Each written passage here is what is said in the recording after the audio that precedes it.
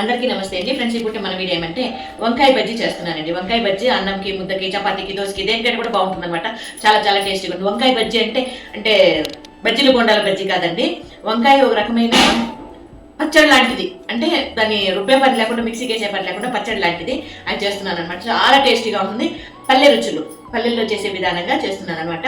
Process మొత్తం చూడండి, మీకు బాగుంటుందేమో అనిపిస్తే మీరు కూడా చేసుకొని తినండి, చాలా బాగుంటుంది. నా మాట మీద నమ్మకం ఉంటే ఓకేనా.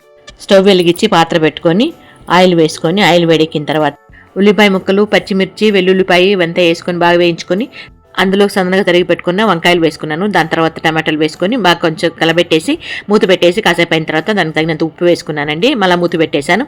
బాగా కొంచెం ఉడికిన తర్వాత, అంటే కొంచెం మగ్గిన తర్వాత ధనియాల పొడి, కారపొడి, పసుపు పొడి, చింతపండు ఇవన్నీ వేసి కొద్దిగా తగినంత నీళ్లు, మరీ నీళ్ళు ఎక్కువ పోకూడదండి, ఎందుకంటే పచ్చడి లాంటిది కాబట్టి తగినంత నీళ్లు పోసుకోవాలా. దాని తర్వాత కొత్తిమీర వేసుకోవాలా.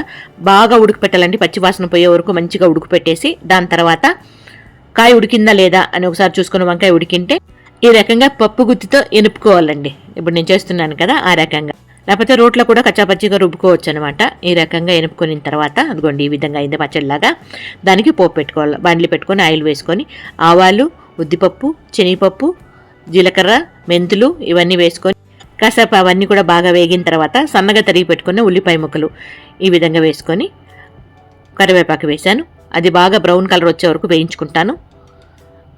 దీంట్లోకి అయితే వేసేసానండి వంకాయ బజ్జీలోకి. సూపర్ టేస్టీగా వంకాయ బజ్జీ అయితే రెడీ అయిపోయింది. ఈ వంకాయ బజ్జీ అయితే నేను మా అమ్మమ్మ దగ్గర నేర్చుకున్నానండి.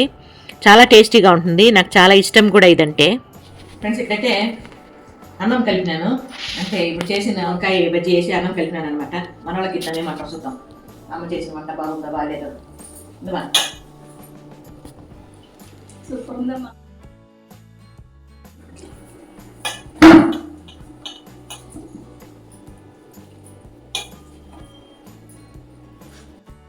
చాలా బాగుంది.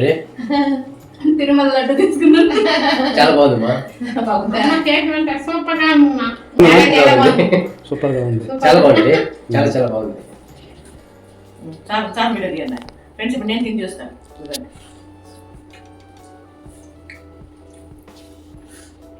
సూపర్ గా నిజంగానే చాలా బాగుంది. నేను తుత్తు పైకి ఎత్తి ఎందుకు వేసుకున్నానంటే ముద్ద మళ్ళీ అందరికి ఇవ్వాలి కదా, దానికని. మీరు రండి.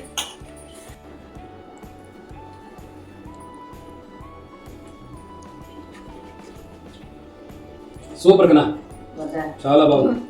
Very super nice. చాలా బాగా చేస్తాం. వంకాయ బజ్జీ అదుర్సు. చాలా చాలా బాగుంది.